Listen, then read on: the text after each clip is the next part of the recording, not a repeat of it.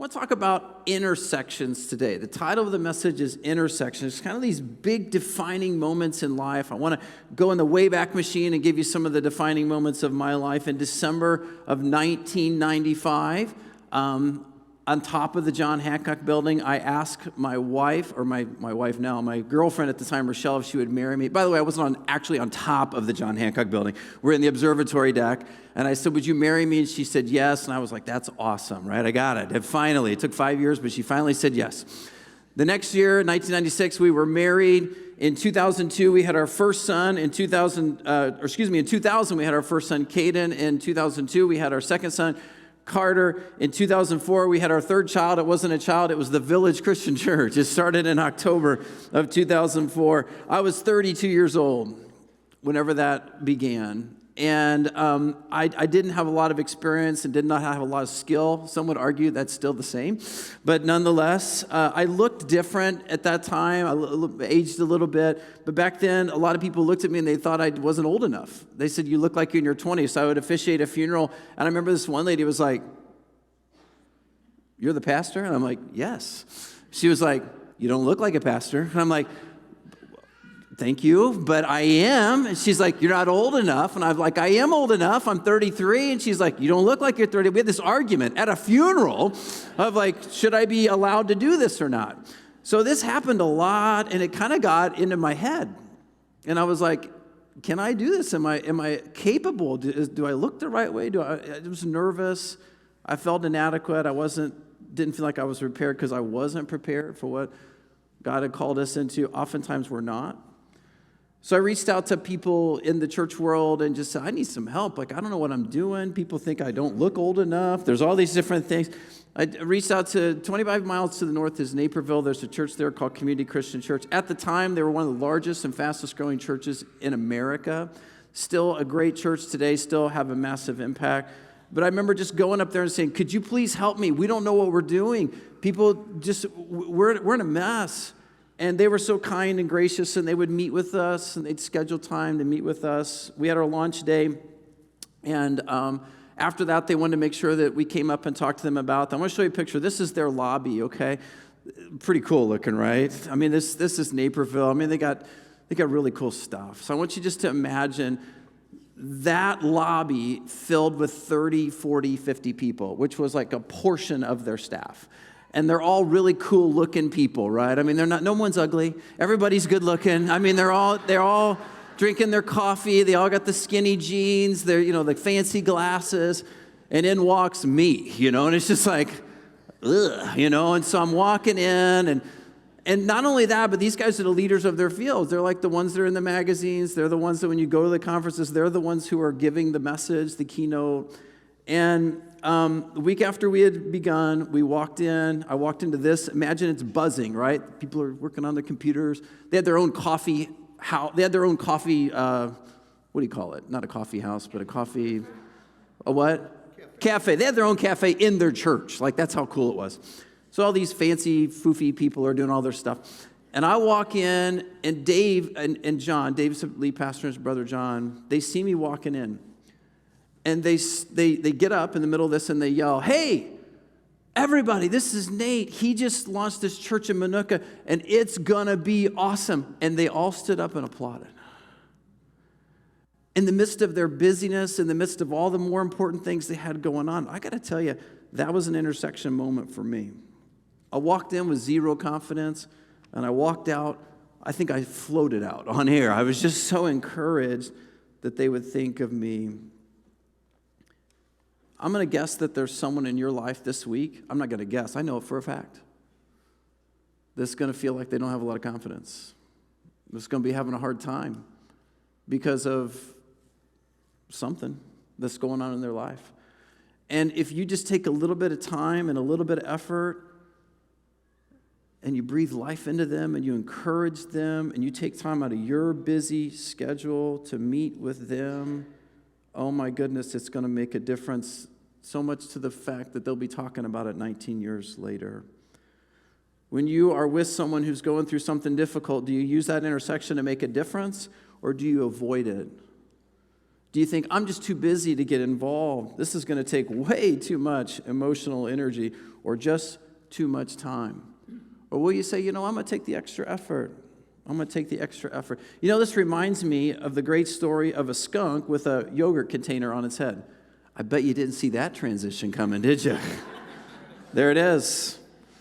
True story. Elizabeth Sherrill, author from Chappaqua, New York, tells the story of looking at her backyard. She's typing away, trying to write a column, and she sees a skunk with a yogurt container stuck on his head. This is a thing. This happens. Google it. There's all kinds of pictures. I just picked the best one. She thought, surely it's just going to go from my backyard to the next yard. It didn't. It just kind of kept making a circle in her yard. And she thought, well, somebody's got to do something. So she called animal control. She Googled animal control. They transferred her over to the Department of Wildlife. She got on the phone with them, and the person on the phone said, you need to remove the container, the yogurt container, from the skunk's head. What are you thinking at that point, right? She said, what if the skunk sprays me? The man on the other side said, if he can't see you, he can't spray you.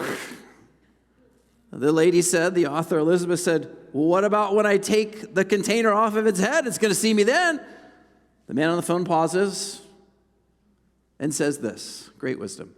Try not to make the skunk feel threatened.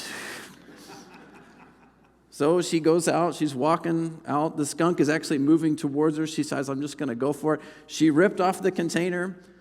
The skunk looked at her. She looked at the skunk. The skunk ran off, and she ran off, and everything was just fine. It's a timeless parable, and this is what she wrote. This is what I'm going to get to. She said, I thought the skunk represented all the needs that I hesitate to get involved in because involvement takes time and energy, and I have my own deadlines to make. I probably can't do anything about it anyway, right? Surely someone else can handle this better because involvement can be ugly, and the stench could rub off on me. All those things may be true, but I've got a yogurt container pencil holder in my office that was once on top of the skunk's head, and it reminds me that every now and then, God answers a need with me. Every now and then, God's going to answer a need with you. Turns out, there's likely something happening in your backyard, in your sphere of influence, in your workplace, in your neighborhood, in your family, that you can be the person to do something about it. Jesus did this so masterfully. I'm going to go through the book of John very, very quickly. If you're following along, you can go to John chapter 3 to begin with. I'm going to hit some scriptures really, really fast, multiple ones. Then I'm going to land in Matthew 14. So if you'd like to go to John, you can jump right along with, or if you just want to go to Matthew 14 right now, whichever is going to be best for you. The first one is John chapter 3, verses 4 and following. This is Jesus meeting with this gentleman by the name of Nicodemus, and Nicodemus is in the intersection of doubt. You ever been there? You're just kind of like, well, I just don't know if this is going to work. I don't know if this is right, but I'm seeking. I'm trying to search. I'm trying to figure it out. He was a religious leader at the day, and the religious leaders were against Jesus, but Nicodemus saw something in Jesus that was like, I got to ask some questions, so much so that he met with Jesus at night so that no one could see him, that he could just kind of ask these questions. He asked Jesus, how can someone be born when they're old? Because Jesus was talking about a new birth in Christ. And he said, well, surely you can't enter the second time into the mother's womb to be born. And Jesus answered, and I just thought I'd let you figure out the rest of the story. I'll tell you. Jesus is like, well, you can be born again when you give God your life, and he can work in you and through you. You can seek and you can search, and even if you've had a rough time or you've not done things the right way, you can get a new start. Isn't that good news? In the season of doubt, in the season of struggle, you can get a new start. John chapter 4, verse 7 and following, it's the intersection of shame. You ever been in that intersection? A Samaritan woman came to draw water. Jesus said to her, will you give me a drink? The disciples had gone into the town to buy food. There's so much more to the story I got to explain. She was Samaritan, he was Jewish. They hated each other. They wouldn't have been in the same vicinity of one another. She's drawing water in the middle of the day, the hottest time of the day, which tells us that all of the other ladies didn't like her. She was an outcast. She wasn't welcome to go with them at the cool of the morning. She had to go in the middle of the day. It was likely because of infidelity or some sort of public sin, and she was by herself. And in the midst of being by herself, this guy who's not supposed to like her because everybody else doesn't like her, and she feels shame everywhere she goes, he engages with her. It's Jesus. Will you give me a drink? Verse 9, the Samaritan woman said to them, don't you understand? You're a Jew. I'm a Samaritan. You're not supposed to be talking to me. We don't associate. And then Jesus answered in verse 10, if you knew the gift of God and who it is that asks you for a drink, you would have asked him, and he would have given you, say the last two words, he would have given you living water.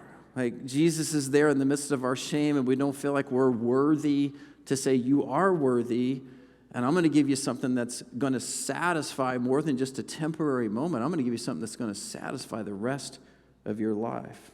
John chapter 5. Jesus is with a lame man who's at the intersection of hopelessness and helplessness. This is a tough deal.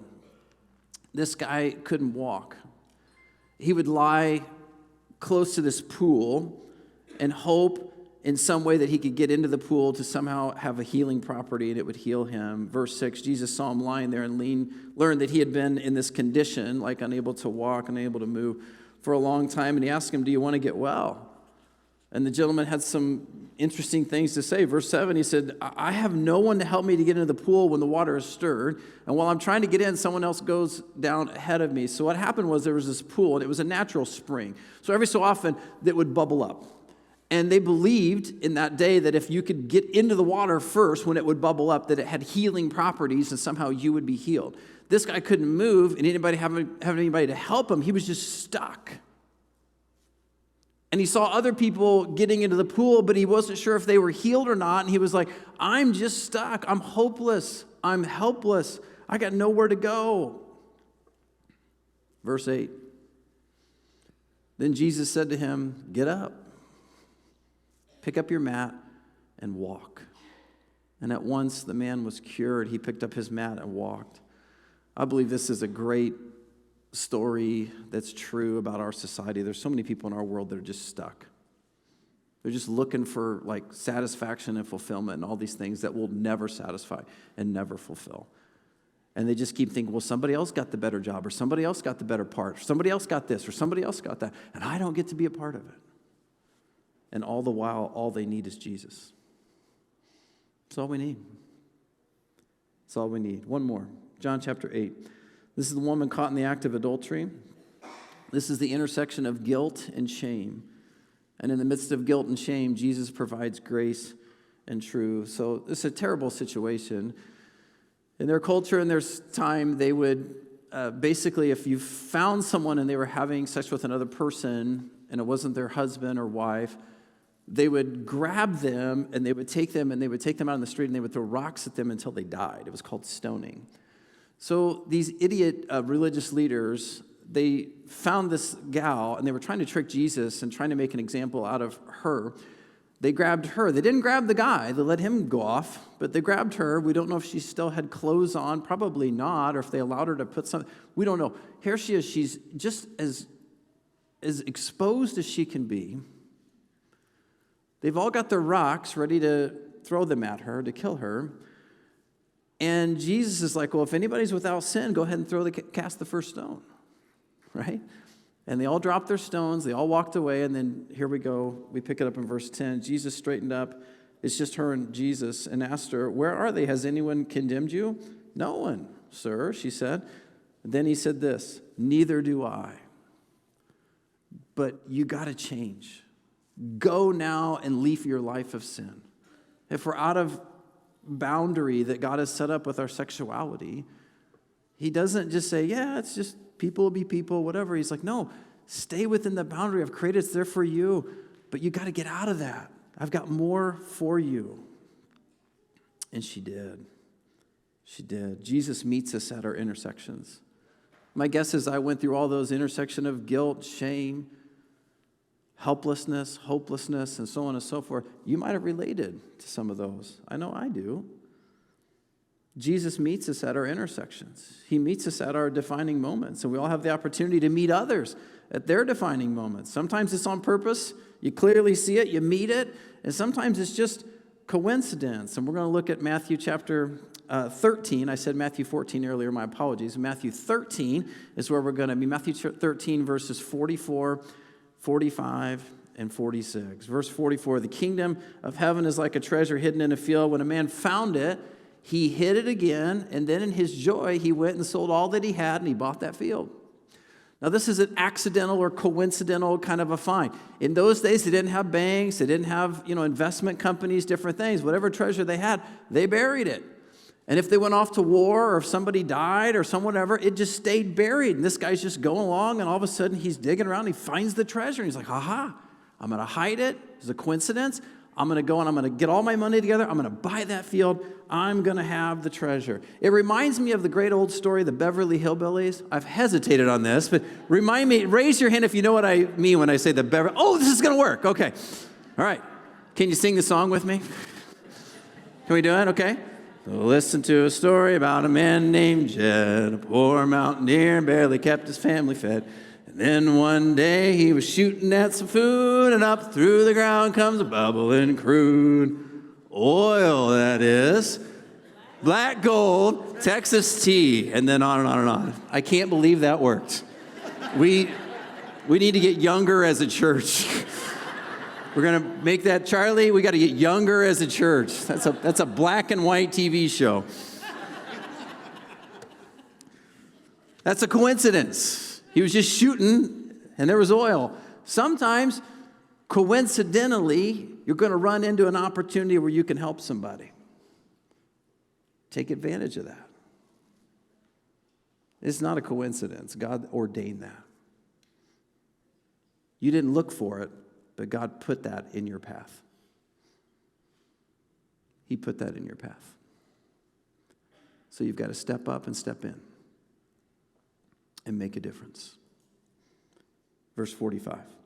Again, the kingdom of heaven is like a merchant looking for pearls. So this person was looking and searching. When he found one of great value, he went away, he sold everything he had, and he bought it. He bought it. He was like, I'm looking for it. I found it.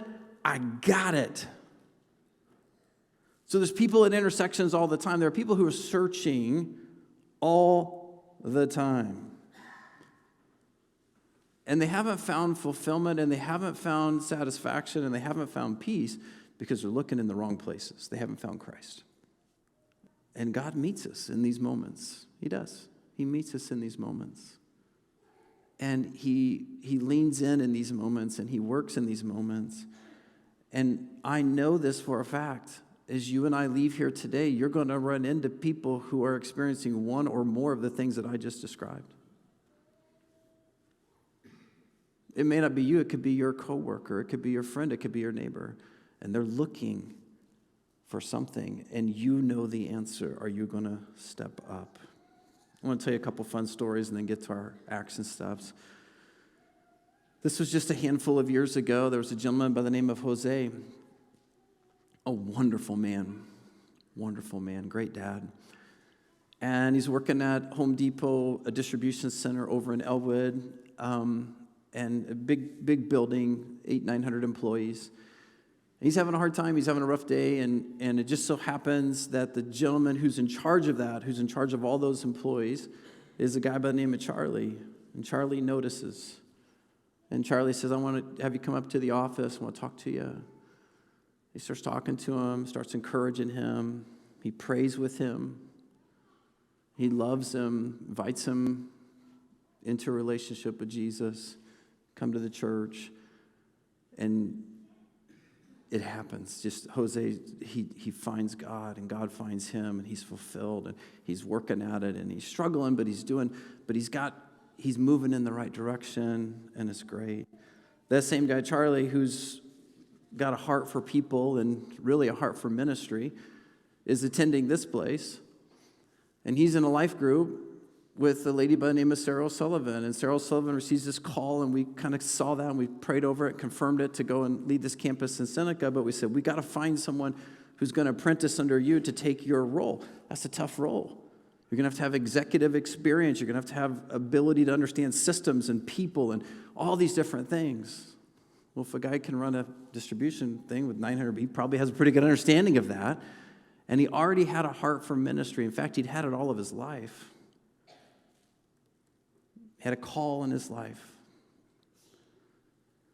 And he thought that that had passed, that he was too old, that God wouldn't be able to use him.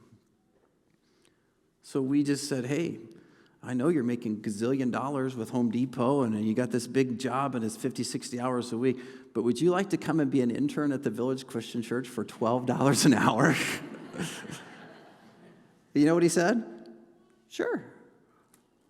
He came on the nights and on the weekends. And pretty soon we said, you know what would be great? If you could commit financial suicide and leave your job and come work for us full time. We can't offer you much anywhere close to where you're at, but we think eternity-wise, it'll be a good investment. And he did. And he's our executive pastor. And Jose is here every week. So those are intersections.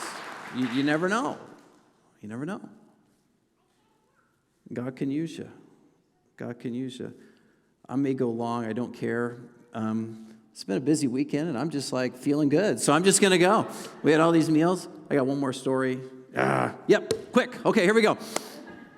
One of my favorite stories is we met in the school, Minooka Junior High. There's a family video. Now it's like a dog place or something. And years ago, a pet store, is that right? I don't know what it is. But every year we'd set up our signs on the weekend. And we had our signs 3 times a year for 30 days each. We could set our sign. Family was driving by. They had moved from the suburbs down here, which a lot of people do. And they were driving back to their home church. They had a flat tire at Family Video. And there was our sign. And literally across, they could see it. And they just left the car and they walked across and they become friends for 15 years. Do you think that was a coincidence? Maybe. I doubt it. Just happens. So here's all the intersections that we're going to find in our life. We're going to put them up on the screen. These are your 4 takeaways. These are the 4 roads that come together to create a spiritual intersection where you and me, but you, there's only one of me, there's a gazillion of you. All of us, if we could just say, look, I'm going to, one at a time, love somebody this week. A road could be interest. You're just going to have things that you just do together.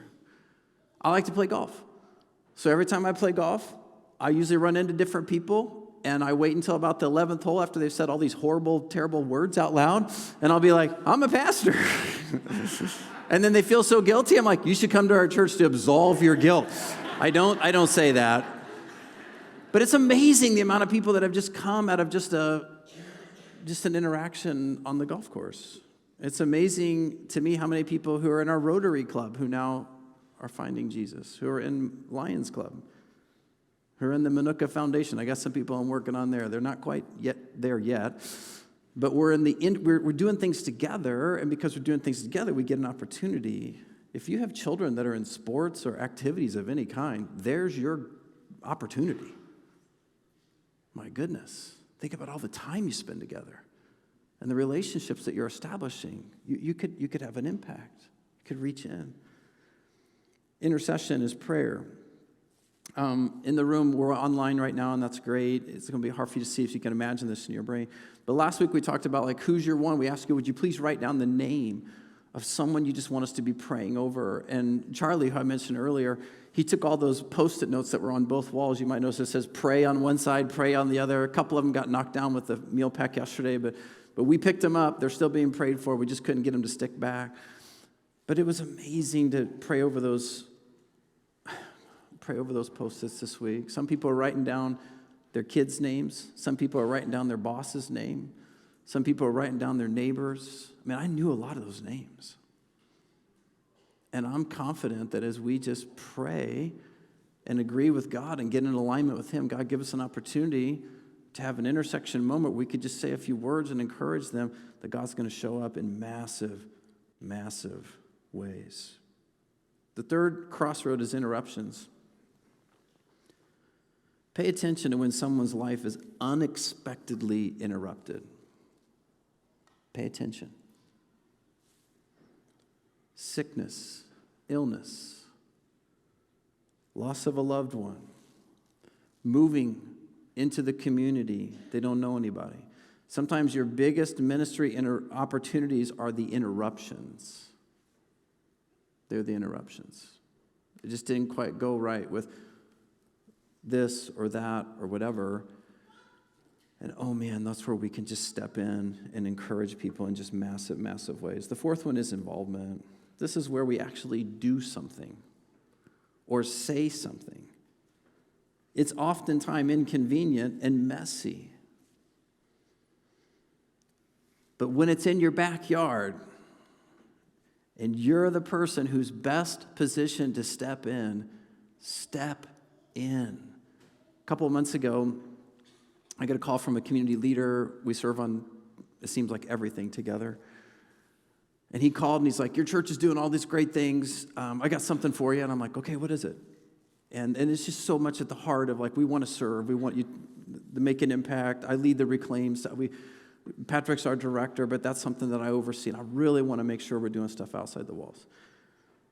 And oftentimes I'm kind of with the idea and then we're fundraising for it. And you guys are the ones that are out doing the work. But on this particular call, he was like, hey, there's this young man and he's a part of Big Brothers, Big Sisters. They can't find a match. They really need someone who could just be a big brother to him. And I was like, all right, great. Right. Tell me what it is. We'll write it down. We'll get this. We'll figure this out. And they were like, number one, he loves sports. Oh, that's good. I love sports. Number two, he really wants to learn how to play golf. Oh, I'd like to play golf. That'd be fun. He really likes math. My son loves math. It was like, he loves Mountain Dew. It was like everything that he could pop up, everything that was like, it hit me, like as I was writing these, I was like, I need to do that. And then I thought, wait, I've got 4 foundation boards. I've got a church with campuses. I've got this. I've got that. I don't have time for this.